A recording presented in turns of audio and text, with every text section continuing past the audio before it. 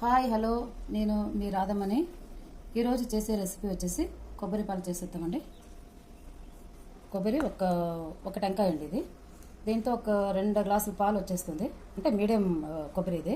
కొంచెం పెద్దగా తీసుకుంటే ఒక 4 గ్లాసుల పాలు వచ్చేస్తుంది. కానీ ఇది చిన్న కొబ్బరి కాబట్టి 2 గ్లాసులు వస్తుందండి. ఇది మిక్సీ పెట్టేస్తాము. కొబ్బరి పాలు అయిపోయిందండి, మిక్సీకి పెట్టాను. ఇప్పుడు ఒక 2 గ్లాసులంతా పాలు వచ్చేసింది.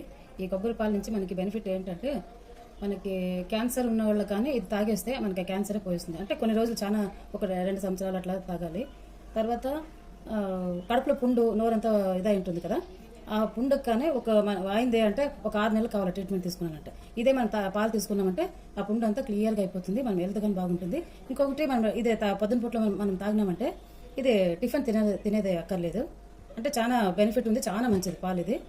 థైరాయిడ్ ఉండే వాళ్ళకి చాలా మంచిదండి పాలు, రెగ్యులర్గా తీసుకోవచ్చు. క్యాన్సర్ వాళ్ళు రోజు తాగినారంటే చాలా మంచిది. మరి వచ్చేసి ఇది థైరాయిడ్ ఉన్న వాళ్ళు కానీ డైలీ తీసుకోవచ్చండి. గేదె పాల కింద చాలా మంచిది ఇది. కొబ్బరి పాలు వచ్చేసి చాలా మంచిది. తీసుకోండి, మీరు ట్రై చేయండి. మరి సబ్స్క్రైబ్ చేయండి, లైక్ చేయండి.